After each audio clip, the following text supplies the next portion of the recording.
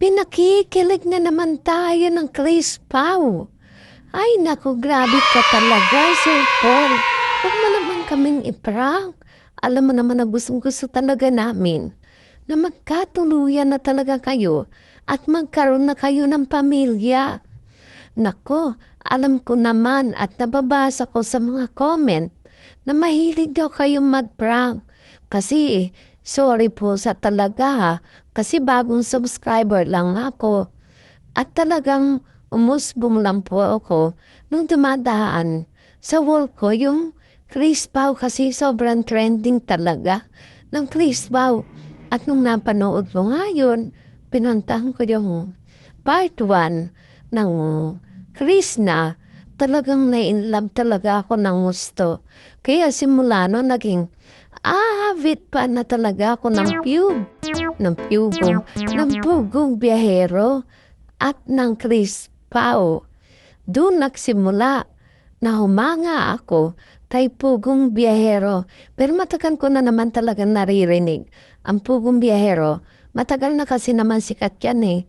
At lagi nagna-number 1. Pero nito lang talaga akong late na nagka-interes dito, lalo na sa Chris Pao.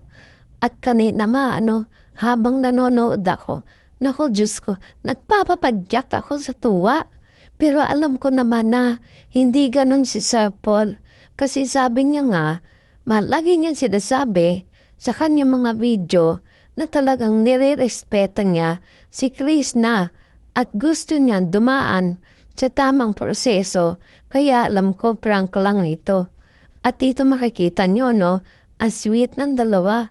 Kita nyo magka-holding hands, talaga naman. Pag ganito naman lagi ka na, parang pakaramdam ko tuloy ako yung nai-in-love. Grabe, pakaramdam ko nai-in-love din ako. Siguro ganyan din nararamdaman nyo, no? Huwag nyo lang pansinin ng boses ko, Kasi lagi niyong pinapansin ang boses ko eh. Ganito talaga po ang boses ko. Huwag niya nang pansinin. Kahit sa personal, ganito po talaga. Basta ang mahalaga po, itong Chris Pao, itong ating hinahangaan, na grabe magpakilig. At talaga namang hinahangaan ng lahat. At lalong-lalo na ako talagang grabe dito. Ang paghanga ko, lahat ng team ng PB team, talaga sinusuyod ko yan. Isa-isa.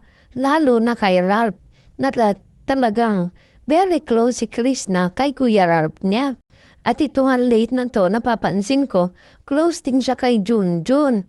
Pero lahat naman halos close niya kasi nakikita ko sa TikTok at saka sa mga Facebook nila na marami silang mga sumasayaw-sayaw, nagtitiktok-tiktok. Katulad doon kay Kring Kring, mastering. Hindi Kring Kring, mastering. Basta marami. At dito makikita nyo, magka-holdings na naman, may titingnan yata sila. Titingnan na, yun nga, nagkatampuan sila. May tiningnan sila na hindi pinansin ni Sir Paul. At yun nga, nagkunyari-kunyari na may tampu-tampuan sila. Basta panoorin niyo po yung Pugong Biyahero na bagong ngayon, bagong upload, grabe. Nakakatuwa, nakakakilig, nakaka-inlove, lahat na nang nararamdaman mo, yung parang sumisibol pala yung pagiging in love mo, ganun yung nararamdaman ko. Siguro ganyan din po yung nararamdaman nyo. Grabe, di ba? Parang bumalik ka sa teenager na hindi mo maintindihan. Ganon yung nararamdaman ko sa kanila sa Chris Pao. Kaya talagang pasensya na talagang sobra talaga ang paghanga ko dito sa dalawang ito.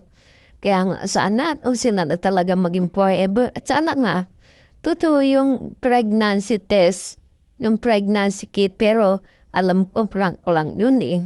Kasi sinasabi naman ni Sir Paul na gusto niyan dumaan sa tamang proseso.